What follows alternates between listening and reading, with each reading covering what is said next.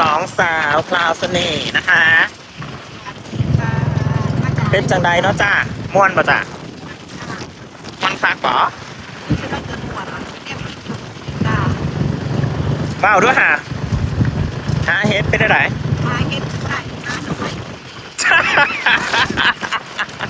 แถมโหลดขับอีก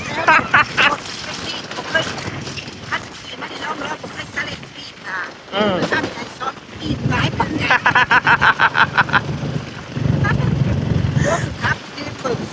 อ้าว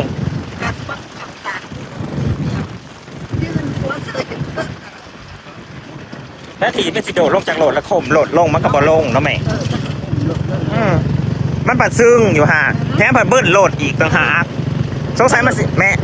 สงสัยมันคิดว่ามันสิฮออันนี้แม่เบิ้ลเอ้ยมันแฮนแสดงว่าอีแม่นะคงดับเลยแม่บริงินมันสิปีนแล้วเขาอยู่ไว้บัดนี้เขาอย่าเพิ่น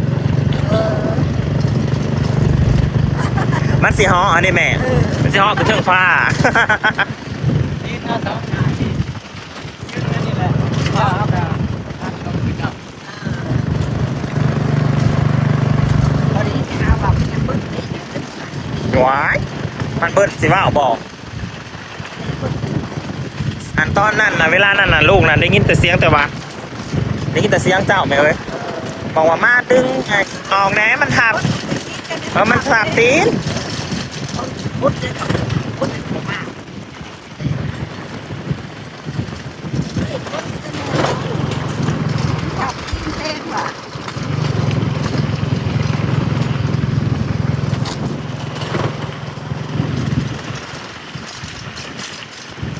พี่น้องปองปลายขออภัยด้วยพี่น้องล่มนะสีขาวแห้งอยู่เยอะๆยังค่อยล่มนะสีขาวไม้แห้งเนาะพี่น้องเนาะ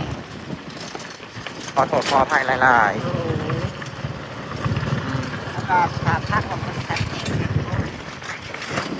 ๆตัวล่มมันขาวไม้ดิ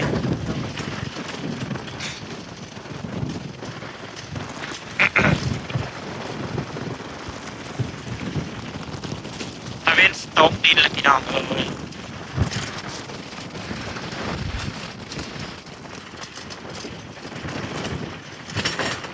สองสาวพาวเสน่ห์นะคะถ้าคิดบอกกลุ่มปาก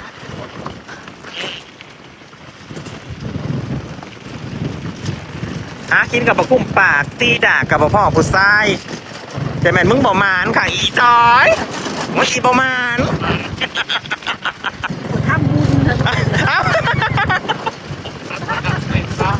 พ่อเด้อล่างพ่อเด้อล่างจับต้องด้านล่างเอ้ย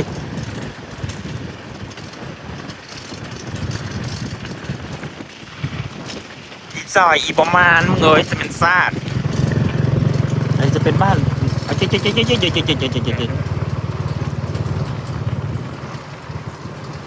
บ้านหน้าคลองไผ่พี่น้อง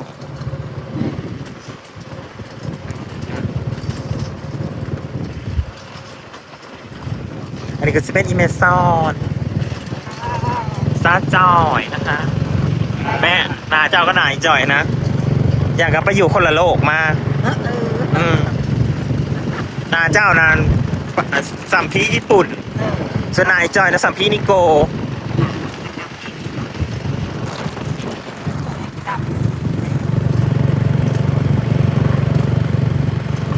จอยอีบมานมากันแน่นอนเลยแม่เอ้ย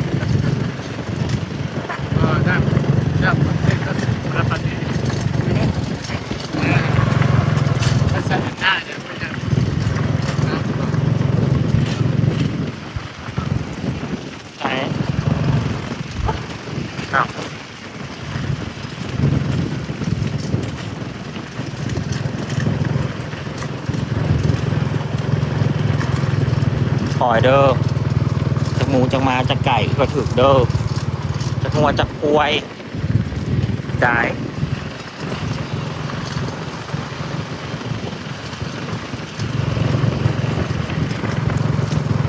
แม่มือแรงเขาสิกินอย่างแจวปลาแดดเที่ยวห่อไปดิ น เอ๊ะทำไมดิแกงเอาก่อนให้ทำให้มันเยอะ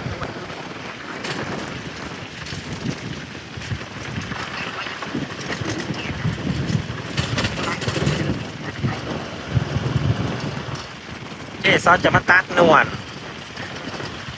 ส่วนผัวกินกับผัว2 คน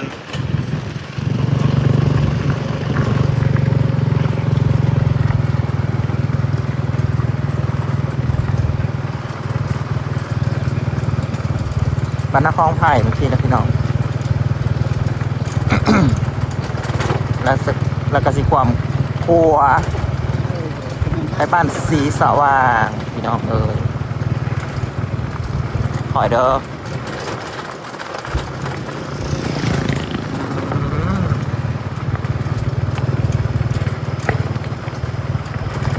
โหลดเท่ากับสู่ขนาดเก่งพร้อมมันสามารถเทเขาทั้งหาคนลงจากโหลดได้พี่แม่เอ้ย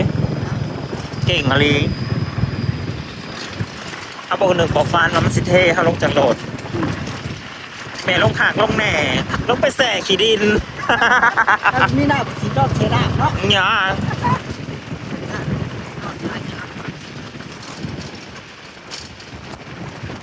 ถ้าพี่น้ำก็ลงไปเล่นน้ำตามอยู่ที่ต้มอันนี้แล้วฝนหมดโต๊ะพี่น้องคันฝนตกมันกะสีโอเคนะครับไปหามือนี้นะมันกะสีเห็นในไม่อื่น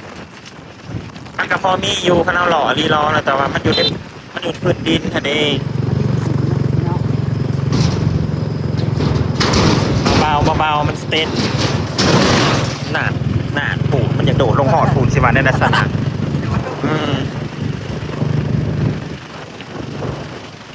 ล้มพี่น้องล้ม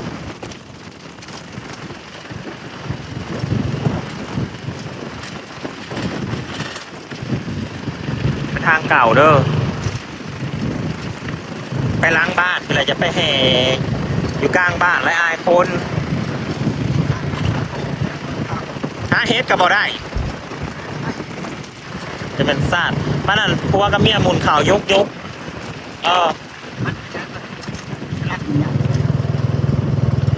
เลยเบิ่งลำมันได้เนาะห่าวยังไปเลี้ยวไปเลยค่อยๆ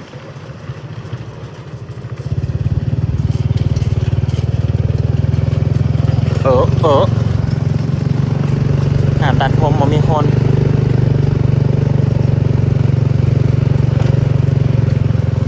พี่น้องอุ้ยพร้อมข้าวเจ้าแกงยังบ่บ่แม่นคือว่าบ่แม่นแกงน้ำใหม่ดอกเนาะให้ข่อยกินน้ำแน่ข่อยหิว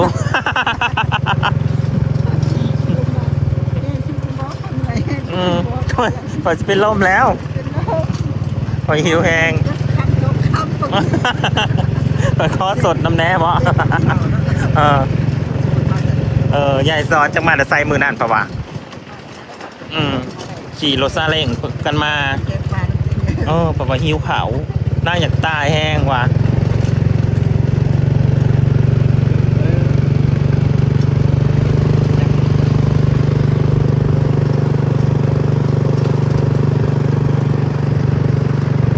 มืดแล้วนะพี่น้องเอ้ย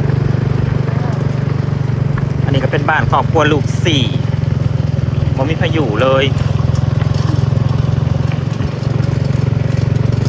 พี่น้องกะ